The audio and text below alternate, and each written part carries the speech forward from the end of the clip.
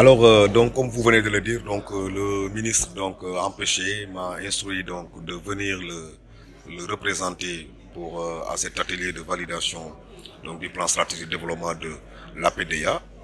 Donc, d'abord, l'APDA constitue donc une structure autonome, donc dépendant du ministère, et qui joue un rôle extrêmement important pour la promotion et l'encadrement donc pour la compétitivité des entreprises artisanales. Donc vous comprenez par là donc toute l'importance que cette activité revêt pour donc le ministre et la vision donc sa vision qu'il a de la politique artisanale que le président de la République a bien voulu lui confier. Alors ce document donc comme j'ai dit tantôt, au-delà donc de son importance stratégique, donc est d'une obligation légale et réglementaire, parce que je pense que la loi d'orientation sur les agences donc en fait une obligation, et toutes les structures de l'État doivent élaborer des documents stratégiques de planification tels que donc le plan stratégique de développement, auquel doivent être adossés des contrats de performance pour permettre quand même d'opérationnaliser et d'éviter le pilotage à vue pour l'efficacité de la mise en œuvre des politiques publiques. Bon, je pense que si vous suivez les derniers donc conseils des ministres, donc vous avez vu que le président a maintes fois donc rappelé donc l'importance donc et la priorité du secteur de l'artisanat et du secteur informel, parce qu'il constitue donc une frange extrêmement importante de la population et constitue aussi des secteurs forts pourvoyeurs d'emplois. Et vous avez vu que donc il a donné un certain nombre d'instructions qui, in fine, donc permettront de renforcer la productivité des artisans. C'est clair que nous sommes maintenant dans un monde compétitif, mais il est clair que donc il y a des chantiers en vue pour essayer quand même de pouvoir atténuer un peu ces exportations pour permettre donc à nos entreprises locales de pouvoir donc être compétitifs et de produire et de commercialiser leurs produits. Nous sommes ce matin ici à Saly pour valider le plan stratégique de développement de l'APDA pour la période 2023-2027. Comme vient de le préciser monsieur le directeur de cabinet du ministre Pape Amadou Ndiaye, l'APDA devait se doter d'un tel outil de pilotage pour se permettre d'envisager l'avenir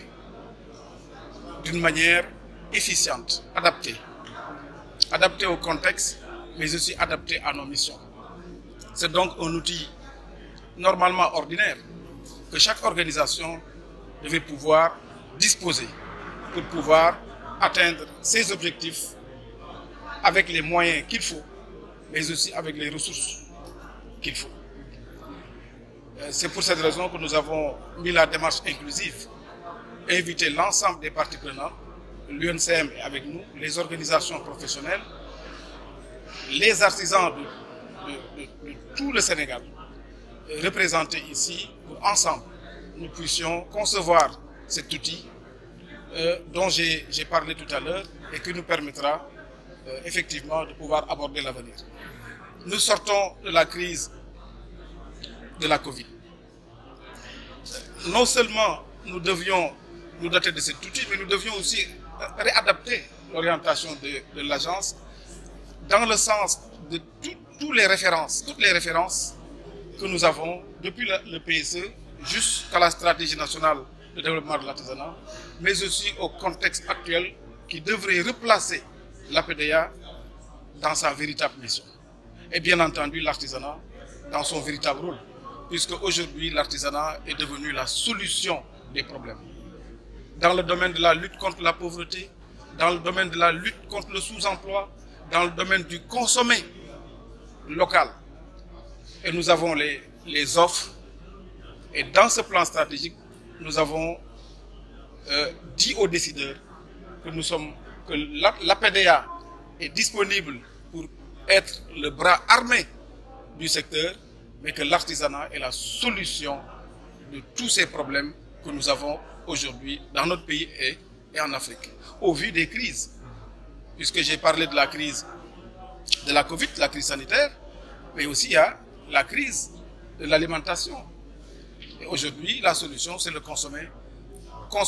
ce que nous produisons et produire ce que nous consommons. Et nos filières de transformation des produits céréalières, maraîchères et fruitières sont là pour apporter une réponse à cette problématique.